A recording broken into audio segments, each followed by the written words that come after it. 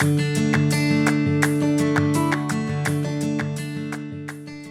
to Vital Signs. I'm Jen Gode, and we're here to optimize our greatest asset, our health. Today, we're going to talk about a part of health that is so incredibly important, and that's education. Education allows us to really set ourselves for success and to achieve our peak human performance. Parents grew up being told there was only one safe path. It was work hard, get into college, get the degree, get the job.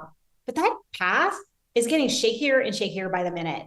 So how should families think about education when the future is moving faster than the institutions built to prepare us for it? Today, we're going to dive deep into what it really means to prepare students, your children, your grandchildren for an AI forward future, not by abandoning education, but by rethinking what education must now become. The old checklist doesn't work anymore. Memorizing information is not enough.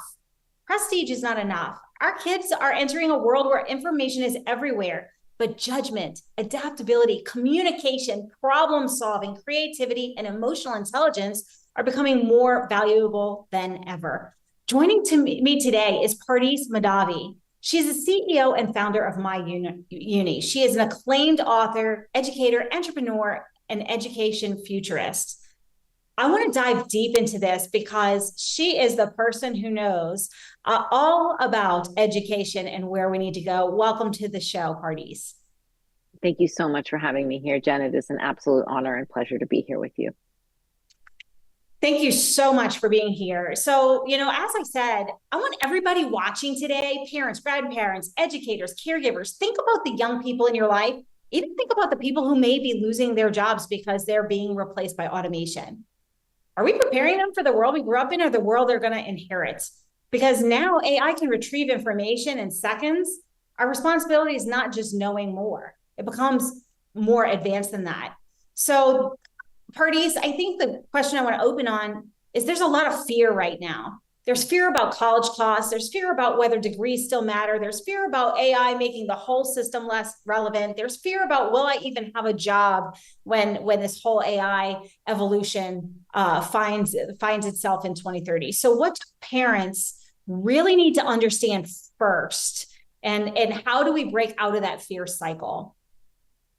Such a great question, Jen. I think you're absolutely right. There is this huge fear cycle. And I think a lot of that is because we don't know enough, right?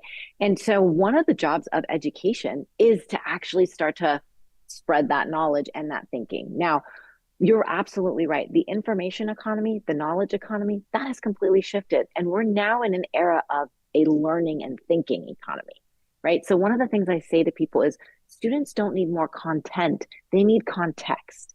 And we are absolutely at an existential moment when it comes to how we think about how we learn.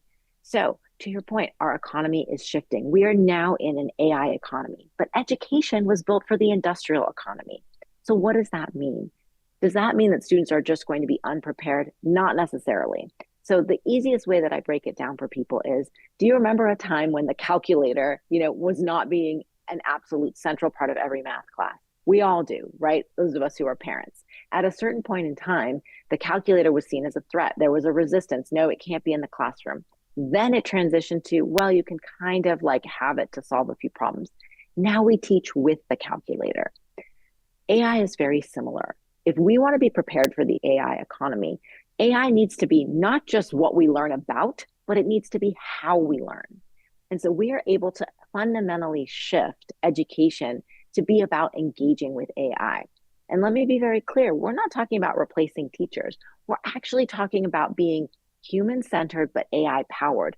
We're talking about allowing teachers the freedom and the space to be more creative, but to actually use the AI to do a lot of the things like diagnostics, didactic learning, grading. How can the AI, this incredible technology that we now have, how can that be used to actually be expanding education rather than us kind of contracting it?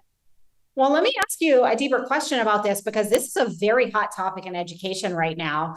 I'm a grandma, and so my grandchildren are in elementary school, and there's a big pushback against using AI because they think using AI is cheating. However, if we're not allowing our kids to learn and leverage the tools. I'm going to liken it to the 1980s and when, computers were desktop computers were just Right. starting to be a thing, and some schools had them, and we leveraged that, and we learned back then it was basic coding, right?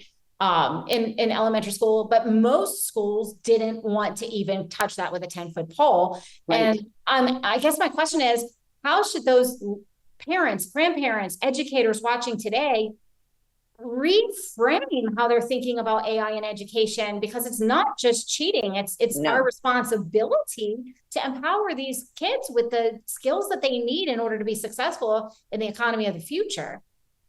And, I think you're thinking about it exactly right, Jen, because imagine this. When these students graduate, when they go out into the workforce, they are going to need to use AI in virtually any job that they take. I mean, not every single one, but they're going to need to be able to engage with AI for a whole host of things. Everything from decoding their own health and blood results to figuring out how to do the particular job that they have just gotten. And so, if we as educators are not teaching with AI, then I think we're doing our students a disservice. And we're in this moment right now nationally where the American public has spoken that the current education system is broken. It is not meeting the needs of students, and it is not meeting the needs of employers. And we're at this unprecedented moment in American history where 43 million Americans have some form of higher ed, but have dropped out. And it's the first time in American history where your grandchildren, my grandchildren, our children's generation will be less educated than their parents. And it is the first time in American history where the United States is not only not in the top 5 or 10 in global rankings, we're not even in the top 20 when it comes to global rankings of higher education. 6 years ago, Jen, we were ranked number 4 in terms of global rankings. Today, we're number 24. We've been replaced at number 4 by Vietnam. So this to me is a national security crisis that all of us should be thinking about. We have to change education because that is the fundamental bedrock of our society and of our democracy. I did think those stats give me chills because I'm like, oh, we've got to do something about this. But so Yes. we've talked about sort of some of the cracks and some of the challenges. We've talked about some of the fears around using the technology. Now I want to ask you, what's a healthy definition of educated in today's world? It's no Yes. longer like knowledge. It's like, No. talk to me about judgment, entrepreneurship, or Yes. communication, adaptability. Like what is a healthy level of education? What does that look like now? I think education right now is so much about how do we think about things? How do we learn things? And it really can be summed up in one word, Jen, and that is creativity. How creative can we be with the existing tools? A lot of people had this fear that AI would actually replace creativity. And I think many of us educators and people who are kind of leaders in this space see as AI as something that actually enhances creativity. We're able to use these tools to literally take whatever's in our imagination and bring it to life. I mean, that's even as for me as an author, that's something I've experienced. I've built characters and worlds in my head, and I can now use AI to bring them into video and photos, and they can walk and talk. So that is a whole up leveling of creativity. So when we think about what are the skills that we need to have to be AI ready, I think it's those critical thinking skills. That's going to be absolutely vital. The ability to engage with technological shifts, whether it be AI, we also have quantum that's on the horizon. So I think that the technology is going to continue to move and shift. And so a lot of it's going to be how open can your mind be to take in these different tools and begin to like mold them and play with them and create with them. Because to your point, if we continue to live in fear of the technology, then it's just going to pass us by. And it's, we could see a real challenge, not just to our economy, but societally. On the other hand, if we as educators teach society how to use these technologies, then it's kind of an all boats rise sort of thing. I immediately think of, and this is probably an outdated survey at this point in time, but it's several years ago when I first started on the AI journey. I want to say this was like 2020, 2021. 98% of creativity is basically educated out of our kids in the United States by the time they graduate high school.